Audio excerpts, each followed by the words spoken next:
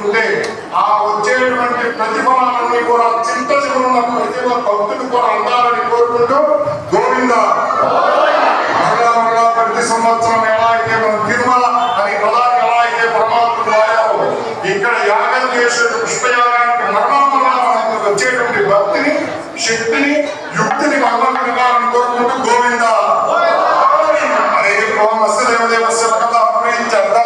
స్వామి అనుగ్రహం మహాపుష్పయాగాచే అమ్మ మీరందరూ కూడా నాతో పాటు సంకల్పం చెప్పాల్సి వస్తుంది. మొహమాట పడకండి, నాతో పాటు చక్కగా పలకండి. స్వామి అన్ని ఇష్టపడే స్వామి మౌనాన్ని మాత్రం భరించలేడు.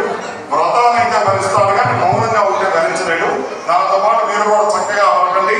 శ్రీ గోవింద గోవింద గోవింద శ్రీ గోవింద గోవింద గోవింద విష్ణురాధ్యేయ మహావిష్ణురాయ వర్తమానస్య వర్తమానస్య బ్రహ్మణః అద్య బ్రహ్మణః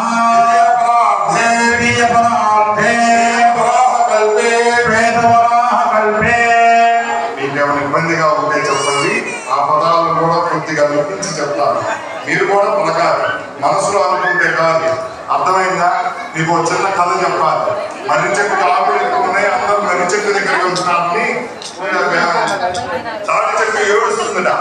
ఏడుస్తుంటే పరమాత్ముడు ప్రత్యక్షమయ్యారు. ఎందుకే బాధపడతావు? నీకు దానికంటే ఎక్కువ ఫలితాలు ఇచ్చాను, కానీ నువ్వు ఓపికగా ఉంటే నీకు అర్థమవుతుందన్నట. చూసావా, ఇప్పటికి కూడా నాకు ఎక్కువ ఆకునిస్తావని నువ్వు రాలేదు, నన్ను ఇంకా ఓపిక పట్టమని అంటున్నావు. ఇంకా ఎక్కువ ఏడవడం మొదలు పెట్టింది తాటి చెట్టు. పరమాత్ముడు వచ్చి వద్దు ఏడవ బాగున్నాడు అడిగింది. దాటి చూడు అందరూ